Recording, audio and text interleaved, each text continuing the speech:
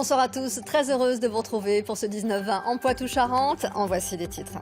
Aujourd'hui comme demain, aucun train, ou presque, ne dessert notre région. Le mouvement de grève est très suivi à la SNCF, nous verrons pourquoi. Pendant ce temps, les usagers recourent aux bus de substitution ou au covoiturage. Nous recevons le président de l'association des usagers TGV de la Vienne. Les deux plus gros chantiers nautiques Rochelet bientôt dans le même bateau. Fontaine-Pajot et Dufour Yacht se sont dit oui. Aujourd'hui, ils pèsent plus de 1000 salariés à eux deux. Détails et intérêts de ce rapprochement dans quelques minutes. Il va vous faire tourner la tête. Le carrousel musical de l'abbaye aux Dames de Saintes répond au code de l'architecture moderne et se veut un lieu d'expérimentation musicale. Nous l'avons visité en cours de finition. C'est le remorqueur historique de La Rochelle, le Saint-Gilles, est parti au carénage tôt ce matin avec l'aide d'un remorqueur. Une manœuvre délicate, un moment ironique et nostalgique pour ce bateau bien particulier. Vous verrez cela dans votre édition Atlantique. Mais d'abord, cette polémique dans le bocage bressuirais. À l'heure où nos oiseaux et insectes peinent à garder leur place dans nos campagnes, la coupe d'arbres et de haies sur un domaine agricole passe mal. Qualifié de massacre par certains, le propriétaire assure lui que l'entretien était nécessaire et que tout repoussera. Dominique Lavaux, Alain Darigrand. Sur près de 2 km, il ne reste plus rien, des haies et des arbres qui délimitaient ces parcelles du bocage bressuirais. Un massacre incompréhensible pour cet agriculteur voisin. Vous voyez bien comment c'était la façon dont ça a été coupé et arraché. Je suis persuadé que les peu d'arbres qui restent debout encore va crever dans quelques années. Le propriétaire de ce terrain agricole, lui, parle d'entretien indispensable. Vous voyez un arbre ici qui était en train de mourir parce qu'il n'a pas été coupé quand il fallait et il est en train de tout mourir.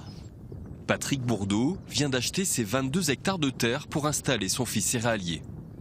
J'avais le droit de tailler les arbres en tétard pour qu'ils puissent repartir, refaire des branches, de nouvelles branches, pour que c'est naturel, quoi. Il faut le faire régulièrement pour que les arbres puissent être en bonne santé. Pour Dorothée Morène, riveraine du terrain, cet agriculteur est allé trop loin. Il n'a pas pris suffisamment en compte la biodiversité et la beauté des paysages. On n'a pas compris, en fait. C'est un endroit plutôt bocager avec de l'élevage de vaches, voilà. Et tout d'un coup, on nous parle d'un céréalier qui arrive et qui est en train de couper des arbres centenaires magnifiques, des petits sentiers de promenade qui sont très appréciés dans la région. Et c'est vrai que c'est perturbant. Le céréalier demande aujourd'hui à ses détracteurs de se montrer patient. Je peux comprendre que ce n'est pas beau à voir, mais je pense que dans 1 an, déjà, la physionomie des terrains sera tout autre. Et dans les semaines qui viennent, il sèmera du maïs sur ses parcelles dès que les branchages auront été évacués. C'est donc une grève bien particulière qui a commencé ce matin à la SNCF. Les syndicats appellent à cesser le travail 2 jours, même consigne dans 5 jours et ainsi de suite jusqu'en juin. Le gouvernement promet lui de tenir bon. Anne-Marie Baillarger et Stéphane Bourrin ont suivi pour nous la mobilisation des cheminots, aiguilleurs et contrôleurs Poitvin. Tôt ce matin, les voies sont désertes, le calme avant la tempête. Pourtant, dès 5h30, les cheminots étaient dans leur QG syndical. Ils préparent la première AG. Le bras de fer commence avec le gouvernement. Ils ne sont pas prêts à jouer le jeu de la concurrence et à abandonner leur statut. Nous, ce qu'on propose au gouvernement, c'est déjà dans un premier temps de mettre aux oubliettes sa réforme à lui et ensuite qu'on se mette autour d'une table de négociation et qu'on parle des vrais sujets de la SNCF qui sont l'endettement, l'ouverture à la concurrence qui n'est pas une obligation et ça on le répète et on le martèle, ça n'est pas une obligation. Ensuite, nous, ce qu'on lui demande, c'est aussi d'offrir un service public de qualité aux usagers et aux cheminots. Pendant l'AG, les grévistes ont procédé à un vote. Sur 123 votants, 121 ont souhaité adopter le calendrier de grève proposé jusqu'au mois de juin. Presque tous les cheminots, aiguilleurs et contrôleurs suivent le mouvement. Un casse-tête pour la direction régionale Nouvelle-Aquitaine. Il y a 700 TER qui circulent tous les jours, il y a 16 trains qui vont circuler aujourd'hui, 400 bus qui sont mis en place. Et puis sur les TGV, vous avez 2 allers-retours, là où on a 33 allers-retours en TGV. C'est un mouvement évidemment aujourd'hui qui perturbe le trafic. Les cheminots ne sont pas seuls dans leur mouvement. D'autres syndicats du service public, mais aussi des lycéens et des étudiants de Poitiers apportent leur soutien à cette mobilisation. Solidarité, agacement ou patience, même si ce mouvement a été largement annoncé, certains usagers se sont quand même rendus dans les gares pour voir comment ils pouvaient atteindre leur destination. Exemple à Angoulême avec Bruno Pilet et Christophe Guinou. Angoulême, gare fantôme. Aucun train ne s'y arrête. À l'extérieur, les voyageurs, eux, sont bien là. Depuis 5 heures du matin, des bus de substitution sont mis en place. Moi, je vais prendre ce bus-là pour aller à la gare de Poitiers. Ensuite, je prends un autre bus pour aller à mon lycée. Et avec ce bus, on mettra 2 heures pour aller à la gare de Poitiers. Au lieu de combien ? Simplement, il me semble 1 heure. Les destinations, Poitiers, Royan, Cognac, la plupart des usagers s'étaient informés depuis hier soir et se rencontrer ne soutiennent pas vraiment le mouvement des cheminots. Au lieu de me lever à 5h30, je suis debout depuis 4h30. Vous soutenez ce mouvement ? Eh bien, je vais vous dire quelque chose, non. Parce qu'on est quand même usagers, on paye notre abonnement et bon, on va être quand même très fatigués. D'autres se sont organisés différemment en s'y prenant à l'avance. C'est le cas de ce groupe qui doit se rendre aujourd'hui à Paris. J'ai pris une ligne Ouibus qui doit être des lignes régulières et j'ai pu réserver dessus. Et le temps de parcours ? Donc ce qui fait qu'au lieu de 2 heures, on passe à 5 heures de temps de trajet. Quelques heures plus tard, en début d'après-midi, même silence sur les quais. Sur le parvis de la gare, une poignée de militants syndicaux venus témoigner leur soutien aux cheminots. Parmi eux, et c'est plutôt surprenant, une jeune femme non encartée, présente à titre personnel. C'est le service public du train que je souhaite défendre. La privatisation, moi j'ai très peur que les petites lignes à terme telles que les TER soient supprimées. Autant se battre maintenant pour conserver notre service public. Et voilà, se serrer la ceinture, prendre la voiture, malgré les mouvements. Voilà. Le trafic sera également perturbé demain pour cette deuxième journée de grève reconductible tous les 5 jours jusqu'au 28 juin. Olivier Serra, bonsoir. Bonsoir. Vous êtes président de l'association des usagers TGV de la Vienne. Est-ce que vous partagez le point de vue de cette citoyenne ? Il vaut mieux subir les désagréments de la grève que ceux de la privatisation, de la réforme ? Bon, c'est compliqué comme réponse. De toute façon, on subit, ça c'est clair, là on n'a pas le choix. Après la réforme, moi je la partage pas. Enfin, je partage pas le point de vue des grévistes. Je pense que cette réforme, il faut la faire. On est en Europe. Il faut que tous les pays évoluent et nous, on évoluera comme les autres. De toute façon, on sera forcé par les institutions européennes. Vous pensez que les usagers peuvent tirer bénéfice de la concurrence ? De toute façon, il y a d'autres domaines où on a tiré bénéfice de la concurrence. Regardez la téléphonie, le transport aérien. Il y a plein d'autres domaines qu'on peut citer. Donc les gens ont été quand même bénéficiaires d'un certain nombre de choses. Les tarifs ont baissé, mais il n'y a pas eu que ça. Quel est votre regard sur le service que vous utilisez régulièrement aujourd'hui, le service public tel qu'il existe ? Alors je pense qu'on a un bon service public. Enfin, si vous parlez de l'aspect TGV, on a un bon service public. Donc le TGV, il y a eu des difficultés. C'est vrai que la partie construction, l'entrée en ligne de la LGV, ça a été compliqué. On peut dire que depuis, le service est plutôt bon. On n'est pas à se plaindre de ce côté-là. Il y a des choses qu'on peut améliorer, c'est sûr, mais on est plutôt assez content du service rendu jusqu'à aujourd'hui. Par rapport au prix que vous payez ? Le prix, c'est toujours très élevé, bien sûr. C'est toujours on parcourt quand même, nous qui faisons les allers-retours tous les jours de Poitiers à Paris, on parcourt quand même 700 km par jour. Après, le prix, c'est toujours compliqué à évaluer quel est le juste prix d'une chose. À titre personnel, comment vous vous êtes organisé pour ces jours de grève ? Alors aujourd'hui, c'était télétravail pour moi. Donc ça, c'est assez facile puisque mon employeur me le permet. Demain, ce sera pareil puisqu'on n'a pas de train sur Paris. Pour d'autres usagers, c'est pas tout à fait le même cas. Alors le télétravail, c'est donc une possibilité, vous le disiez. D'autres alternatives sont utilisées pour pallier l'absence des trains, les bus Macron et le covoiturage, par exemple, comme nous le raconte Fabrice Vidot sur des images de Julien Delage. Alors on va trouver une petite place. Pour trouver de la place et se rendre à Paris, cette jeune fille a choisi le covoiturage. Le rendez-vous a lieu ici, au nord de Poitiers, sur l'aire de l'autoroute A10. Et ce matin, il n'a pas été difficile de remplir la voiture pour cette conductrice habituée à faire chaque semaine le voyage vers la capitale. En quelques jours, c'était réservé et même j'ai eu une annulation entre-temps, une re-réservation. Les gens ont pris d'assaut effectivement parce que les trains ne sont pas assurés, donc voilà. Et puis les trains restent malgré tout très très chers par rapport au covoiturage. Et certains abonnés de la ligne TGV Poitiers-Paris ont trouvé là une solution efficace. Je ne suis pas un habitué de Blablacar, mais effectivement, pour pouvoir rentrer et pour pouvoir aller en cours, donc je prends le covoiturage et je rentre à Paris ce matin. Le covoiturage n'est pas la seule alternative au train. Ce bus, en provenance de Lisbonne via Bordeaux, n'a pas peiné à se remplir à l'arrêt au Futuroscope. Vous avez réservé quand le bus? Hier soir à 10h30 à peu près. Au dernier moment? Oui. Pourquoi? Parce que j'espérais toujours avoir une solution avec un train. Habituellement, on arrive toujours à trouver un train sur Poitiers-Paris. Avec les bus Macron ou le covoiturage, les voyageurs ne sont plus aujourd'hui, comme on le disait hier, les otages des cheminots grévistes. Olivier Sierra, quel préjudice une grève telle que celle-là représente pour l'usager? On peut s'en libérer avec des moyens tels que ceux qu'on vient de voir?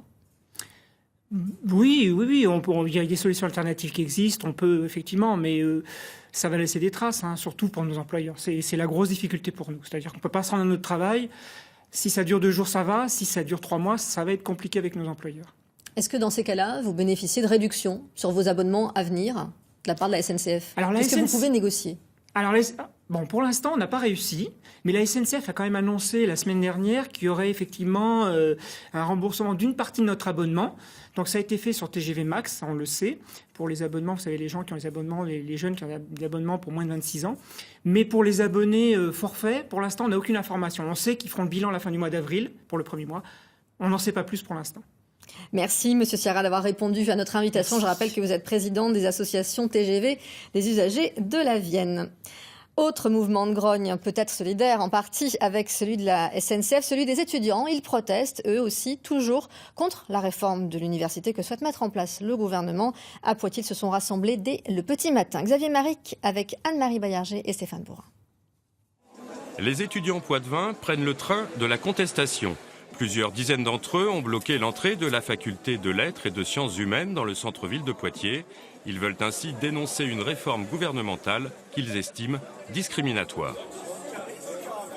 Demain, l'université, c'est très simple. On le remarque, c'est ceux qui viendront des lycées les plus performants, donc avec le plus de moyens, toujours les mêmes lycées. Ceux qui font des bacs généraux, qui auront choisir les bonnes licences et qui sont accompagnés toujours plus, parce qu'avec la suppression, on a toujours moins de profs, toujours moins de moyens, et donc c'est toujours ceux qui ont le plus de moyens et qui peuvent se permettre d'avoir, je sais pas, un professeur à la maison, des cours particuliers, qui peuvent s'en sortir.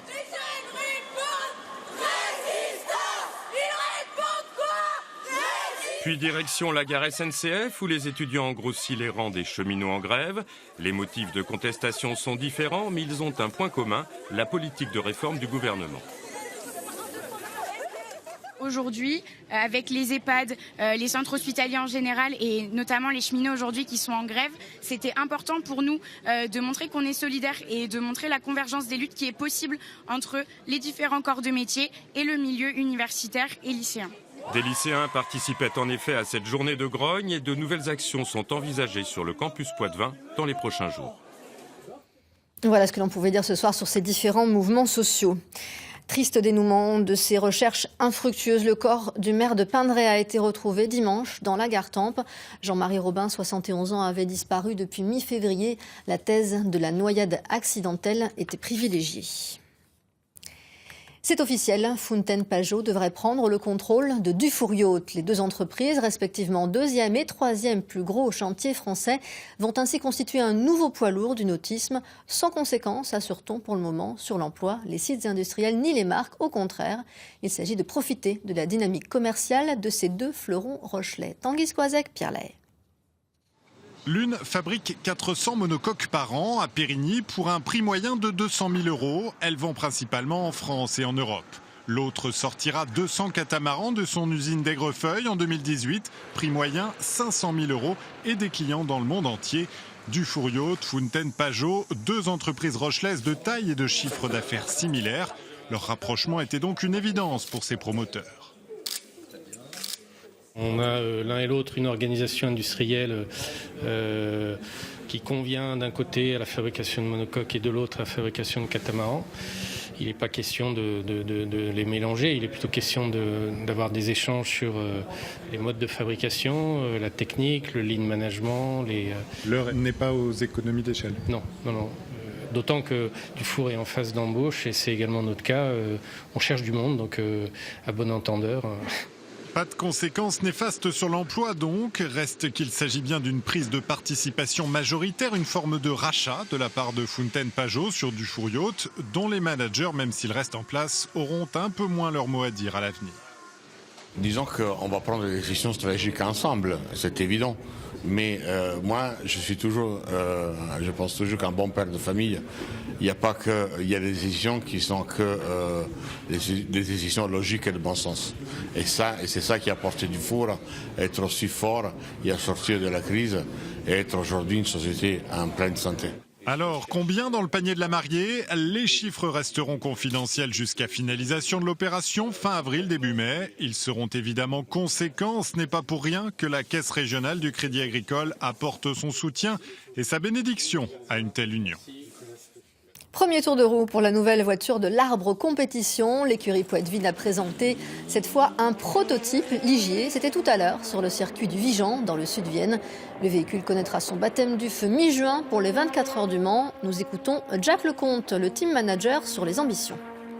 C'est un challenge qu'il va falloir conduire tout autour de l'année, mais et surtout, bien entendu, aux 24 heures du Mans, essayer d'avoir notre quart de siècle avec une très bonne place vers l'arrivée. On va les attaquer humblement, mais surtout sagement. Je dirais pour des pilotes qui vont faire les 24 heures du Mans pour la première fois, s'il n'y a pas de sagesse, il n'y a pas d'avenir.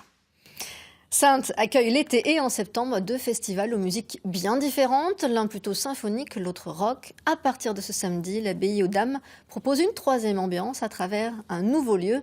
Frédéric Carto et Cédric Otaz nous emmènent à la découverte du carrousel musical. Regardez. On penserait de prime abord à une soucoupe volante. Il s'agit bien d'un objet futuriste qui vient rompre littéralement avec le site moyenâgeux. Un carrousel musical en construction. Dans ce manège, nous n'y trouverons pas de chevaux de bois ou de petites voitures pour nous emmener sur des chemins féeriques. C'est un instrumentarium qui sera installé bientôt, un basilic géant en référence au basilic du bestiaire de la sculpture romane. Une bête magique qui va être meublée d'instruments numériques et les gens vont partir pour un tour de manège fantastique et musical dans ce carrousel musical. C'est un outil de sensibilisation à la musique ouvert à un large public pour qu'on sème des graines chez nos visiteurs et futurs spectateurs. Univers sonore baroque, industriel ou forain, les percussions, claviers, harpe, archer serviront à l'expérimentation que chacun souhaitera faire. La couverture du carrousel musical est en aluminium réfléchissant. Elle est l'interprétation du clocher en forme de pin de l'église abbatiale. Pour le reste, on a utilisé de l'acier sur socle de béton. Il est juste posé avec tout un ensemble de pieds dessous. Alors je ne pense pas que vous puissiez les voir, mais vous avez tout un ensemble de pieds réglables qui permet de caler l'ensemble de niveaux et de pouvoir avoir quelque chose qui tourne parfaitement sans aucun effort quasiment. Un outil culturel moderne qui vient compléter la notoriété déjà bien marquée de l'abbaye aux Dames pour réaliser de multiples voyages musicaux à travers les siècles. Il est 19h16, place à votre édition Atlantique, présentée ce soir par Tanguy Squazek. Moi, je vous retrouve juste après. Bonsoir Tanguy. Bonsoir Marie-Ange. Vendredi, le gouvernement doit présenter un 4e plan pour l'autisme. Diagnostic, scolarisation, accès à l'emploi. Les pistes sont nombreuses pour améliorer la prise en charge des personnes atteintes par ce handicap. À Saint-Georges-des-Coteaux, près de Saintes, un institut médico-éducatif va former de jeunes autistes au métier du numérique. À l'Institut médico-éducatif de Saint-Georges-des-Coteaux, des jeunes en situation de handicap apprenaient déjà la cuisine ou encore le travail du bois. Très bientôt, un nouvel atelier va s'ouvrir pour d'autres adolescents qui, eux, sont autistes.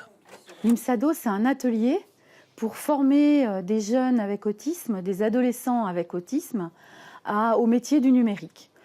Conducteur d'impression, archiviste numérique, infographiste, par exemple. 6 jeunes seront accueillis ici. Un éducateur va être recruté. Quant au formateur, il est déjà là. C'est Yann. Lui aussi souffre de troubles autistiques, mais il a acquis une expérience qui aujourd'hui lui permet de transmettre son savoir. Moi, je me suis formé justement à l'ESAT Messidor, où je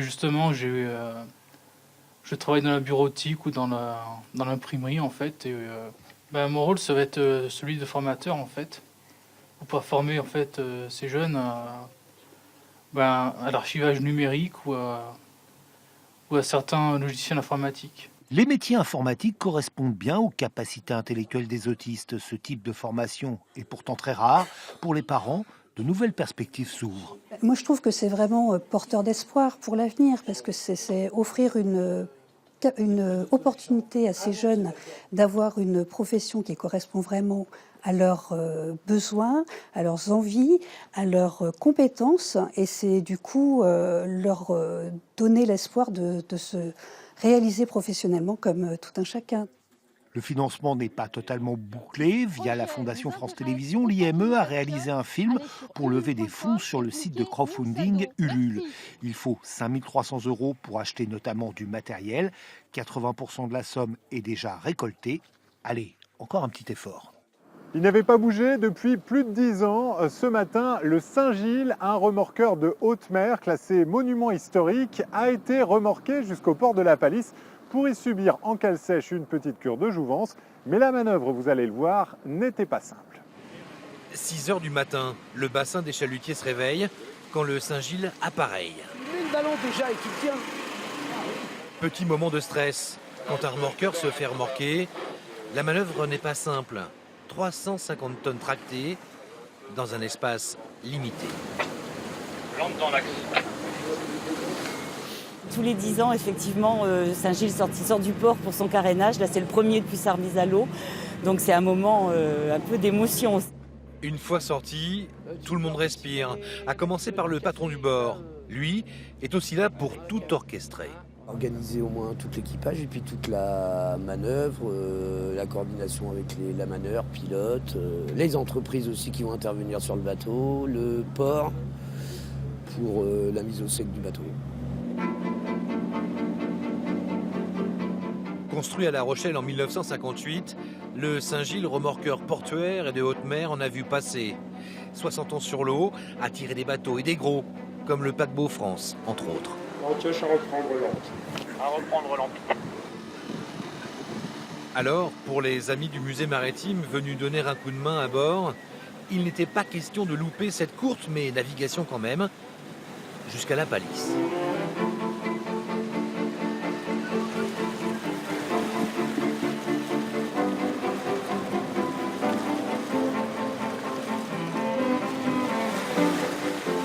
Regardez la tête des anciens quand ils sont à bord, là ils sont heureux, quoi. Même s'ils sont retraités depuis 10-15 ans, ils ont l'impression d'avoir fait quelque chose de leur vie, quoi. On réduit à bloc. Allez, faut réduire là. Le Saint-Gilles sera de retour le 16 avril prochain, tout beau, tout propre, prêt à accueillir encore du monde à bord, bien amarré au quai du musée maritime. On part à Royan, la ville détruite puis reconstruite à la fin de la guerre, a profité d'une révolution architecturale qui marque aujourd'hui encore l'esprit de la cité balnéaire. Passionné par cette époque, un couple de Royanais vient de terminer la réhabilitation d'un immeuble entièrement dans le style des années 50. Regardez. Bienvenue chez Véronique et Nicolas Villeman, deux passionnés d'architecture des années 50. Petite visite guidée de leur maison aménagée sur 3 niveaux. C'est un immeuble de Roger Mialet, architecte de la reconstruction, qui a aussi construit d'autres îlots dans le quartier de Foncillon. Les années 50, une période marquée par une révolution des styles. Immeubles traversants très lumineux, explosion des couleurs, utilisation de nouveaux matériaux plus modestes que par le passé, comme le plastique moulé, le formica, l'acier. Chez les Villeman, la réalisation s'est faite dans les règles de l'art. Après un mois et demi de démolition, on a pu mettre à jour certains des carrelages et on les a conservés en se disant tous les ajouts contemporains, on les fait avec un carrelage neutre pour préserver l'existant. Ah oui. Ah ouais, tu vois, tu pensais plaisanter, mais même pas. Ah oui, c'est super. Des normes d'hygiène aussi, c'est-à-dire des salles de bain, des cabinets de toilettes. Pour Nicolas, cet attachement à l'époque semblait être une évidence. Je suis né au Havre, qui est une cité classée patrimoine UNESCO années 50. Donc finalement, c'est même moi qui lui ai expliqué un peu la teneur des choses. Mais est-ce que j'aime cette esthétique ? Disons que je suis né là-dedans, donc je n'ai pas eu le choix plus que ça. Les Villeman qui comptent faire de cette maison ouverte au public un espace d'activité et d'exposition à l'année pour que culture et architecture se rencontrent. Et puis pour rester sur la Côte de Beauté et dans le même sujet, sachez que dans le cadre du mois de l'architecture débute aujourd'hui la 4e édition du concours photo Royan Architecture qui aura pour thème l'architecture balnéaire justement. Les points de vue et les villas ne manquent pas et les plus belles images seront exposées au Palais des Congrès du 25 avril au 11 mai. Vous avez jusqu'au 20 avril pour participer. Voilà, c'est tout pour votre actualité maritime du jour. On se retrouve demain. Merci Tanguy, à demain. Avant de nous quitter, nous jetons un coup d'œil au sommaire de l'édition nationale. Journée de grève, journée de débrouille, scène de cohue pour monter dans les rares trains en circulation ou à leur gare désertée. Les Français ont anticipé, se sont tournés vers le covoiturage ou le bus. Demain, le mouvement continue, cheminots et gouvernements campent sur leur position. C'est à suivre dans quelques minutes. Prochain rendez-vous avec l'actualité régionale ce soir, c'est dans le Soir 3. Demain midi, vous retrouverez Marie-Noëlle Missune. Moi, je vous dis à demain soir. D'ici là, prenez soin de vous. Retrouvez toute l'actualité de votre région sur na.france3.fr.